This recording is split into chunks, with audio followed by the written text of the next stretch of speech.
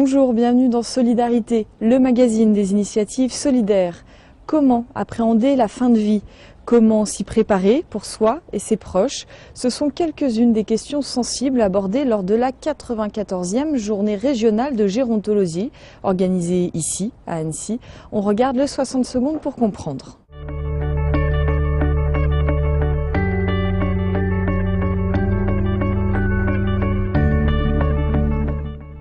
Le 27 janvier 2016, la loi Claes-Leonetti relative aux droits des malades et à la fin de vie était votée au Parlement, sortant la mort de son tabou et de son enfermement médical pour l'intégrer dans une réflexion humaniste, moderne et laïque.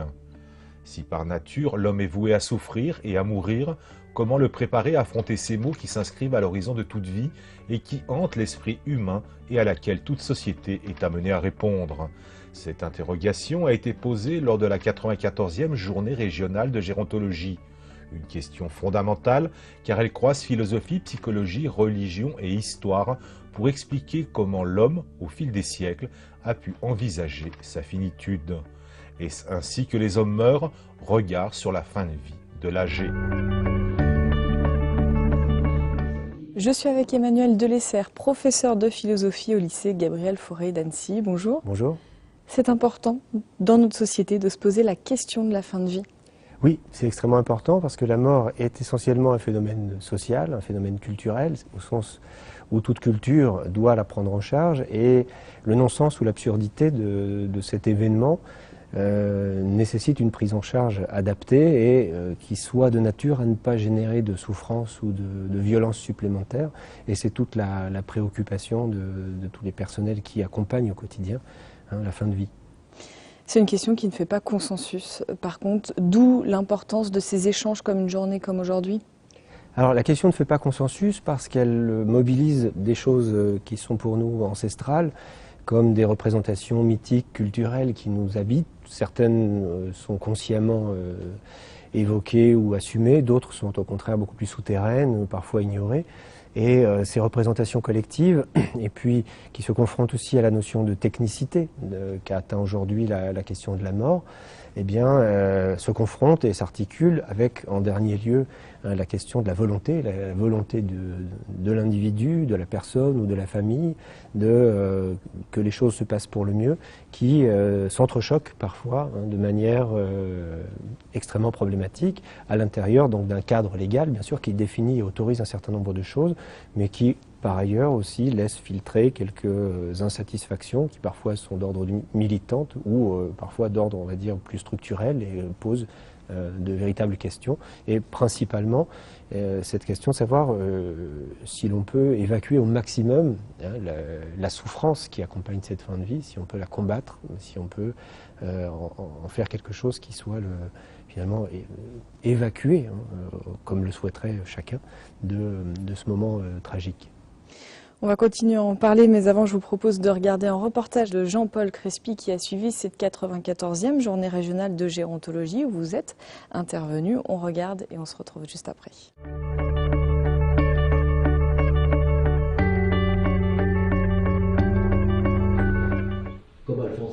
Acharnement thérapeutique, directive anticipée, obstination déraisonnable, sédation, euthanasie, soins palliatifs, les mots de la fin de vie sont nombreux et leur sens reste parfois confus. En France, les situations de fin de vie sont encadrées par la loi Claes-Leonetti du 27 janvier 2016, relative aux droits des malades. Une loi défendue par son auteur durant cette 94e journée régionale de gérontologie. Aujourd'hui, 24% des personnes en isolement relationnel ont plus de 75 ans et 3000 personnes âgées se suicident chaque année. On peut mourir seul parce que le sentiment de solitude, c'est un sentiment d'être unique. Ça, c'est clair. La difficulté, c'est de mourir dans l'ignorance, dans l'isolement plus que la solitude, c'est-à-dire être dans l'absence et l'indifférence de l'environnement. Et en même temps, c'est très compliqué d'anticiper parce que parler de la mort d'une personne, même si elle est destinée à mourir à très court terme, parler de sa mort, c'est déjà presque un peu la programmer.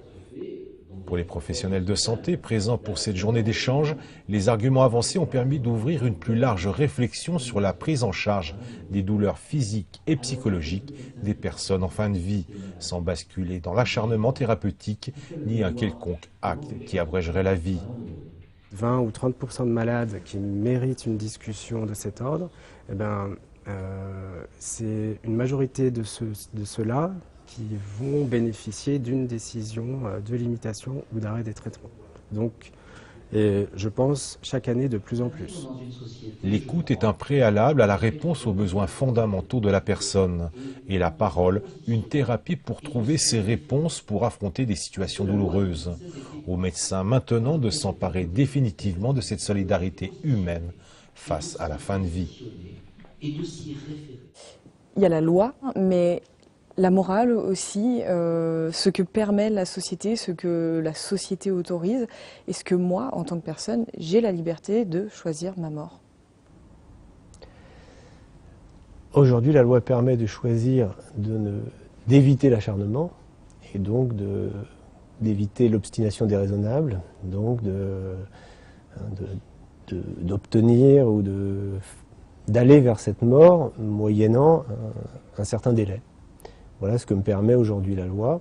Et évidemment, tout le débat se situe entre le cadre, qui est un cadre suffisamment ouvert, et la réalité des situations concrètes qu'elle va engendrer, et qui sont donc censées finalement confirmer la compatibilité entre ces deux choses-là, et l'autonomie du choix de ne pas être prolongé au-delà d'une certaine limite de souffrance par une médecine qui irait trop loin et engendrerait une nouvelle douleur. Et la question même du rapport à la mort qu'introduit finalement ce non-acharnement. Donc la loi, aujourd'hui, elle ne parlera pas d'un droit à mourir, mais elle parlera effectivement elle contourne la difficulté à partir d'un droit au non-acharnement qui... C'est au droit au laisser mourir. Au laisser mourir. Donc une distinction entre le laisser mourir et le faire mourir. J'ai le droit de demander un laisser mourir qui s'adjoint d'une nouvelle disposition qui est par sédation profonde et continue, et qui par exemple, ce profonde et continue, vient tout de même répondre à une des difficultés que la loi a soulevées, ou que des cas particuliers ont pu soulever, ou pour appliquer cette loi de façon extrêmement conforme à un certain nombre de principes, notamment de soins et de ne pas nuire, il pouvait arriver d'endormir un patient puis de le réveiller pour lui demander s'il continuait de vouloir, s'il était toujours en accord avec l'idée qu'on ne s'acharne pas. Ce qu'on a appelé dans les unités palliatives le stop ou encore, et qui apparaît comme une sorte d'interprétation assez étrange du cadre de la loi et qui, pour le coup, pose un vrai problème de souffrance. Il y a quelques cas assez médiatiques où des gens se sont offusqués de se réveiller en étant... Enfin, de toute façon, ils auraient dû, ils s'attendaient à ne pas se réveiller, à se réveiller en hurlant, en disant « qu'est-ce que je fais là ?» Je croyais que ça avait été clair, que je ne voulais pas d'acharnement, la sédation devait être continue. Donc ça, la sédation profonde et continue vient répondre à des cas particuliers qui ont été parfois extrêmement douloureux pour les familles, de sentir que à la douleur d'une mort qui est inéluctable s'ajoute une souffrance très violente, une panique, une angoisse totale de la personne qui se réveille en ayant à nouveau à confirmer sa décision, qui, quoi qu'il en soit, est une décision extrêmement difficile à prendre à chaque fois, même celle de ne pas prolonger ou de ne pas s'acharner. Ce matin, vous êtes intervenu sur le thème « À qui appartient notre mort ?» Clairement, aujourd'hui, la question n'est pas tranchée. Non, parce qu'elle ne nous appartient pas, parce qu'elle reste... Mais ça paraît incroyable. Non, elle ne nous appartient pas.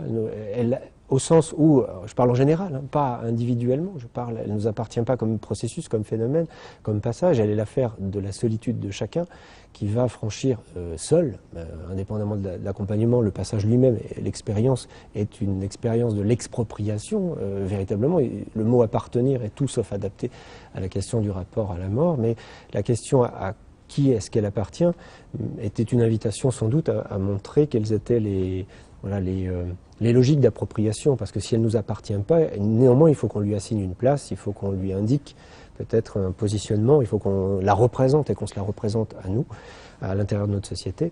Et donc c'était l'occasion pour moi de montrer un petit peu les dialectiques qui sont à l'œuvre dans cette question. Vous avez écrit un livre, Oser faire confiance. La question de la confiance, elle est essentielle dans l'accompagnement de la fin de vie. Oui, parce que et notamment dans l'articulation des différentes parties, entre le corps soignant médical, la famille, il est essentiel de ne pas caricaturer l'autre. Et au sens que je donne notamment dans mon ouvrage au faire confiance, c'est vraiment une ouverture sur la liberté de l'autre en tant que telle, et qui va au-delà de mes attentes ou de mes caricatures. Et il est important de ne pas voir en l'autre une sorte une figure ou une image forcément négative, et de comprendre pourquoi une personne est dans quelle optique et dans quelle lecture elle se positionne dans l'accord ou dans le refus de ce que je lui demande de faire. Donc c'est forcément quelque chose qui engage la représentation qu'on se fait des autres, et notamment la représentation qu'on se fait du pouvoir qu'ils peuvent avoir sur nous. S'il y a pour moi un terme important, un axe important du faire confiance, c'est que c'est accepter que les autres aient du pouvoir sur nous. Et dans la fin de vie, c'est exactement malheureusement ce qui se passe, c'est-à-dire que c'est une expérience parfois douloureuse de notre vulnérabilité, en tant que c'est l'autre qui va œuvrer sur moi. Donc la question du faire confiance, elle est centrale, puisqu'elle le bon fonctionnement des différents corps qui s'agencent et qui travaillent de façon parfois un peu tectonique, un petit peu difficile, nécessite effectivement qu'on ait une culture du faire confiance et qu'on accepte. Lorsque quelqu'un, et notamment un patient, dit stop, qu'on accepte, et là c'est plus compliqué. Lorsque un proche ou un témoin disent il serait temps d'arrêter, d'accepter, de lui faire confiance lorsque l'on est par un professionnel du soin, sans juger, et en estimant qu'il y a une partie de ce qu'il vit qui le rend plus légitime que moi, malgré mon expertise par exemple, et à accepter d'accueillir et d'entendre. C'est un petit peu ce qu'on entend dans les comités d'éthique, c'est cette écoute profonde, cette écoute patiente d'une parole qui au départ pourrait être caricaturée et jugée trop rapidement. Merci beaucoup, merci pour votre éclairage. Et je vous en prie. C'est la fin de ce magazine, merci de l'avoir suivi. Je vous rappelle que vous pouvez nous envoyer vos coups de cœur solidaires à l'adresse solidarité@8montblanc.fr. On se fera un plaisir de venir vous rendre une petite visite.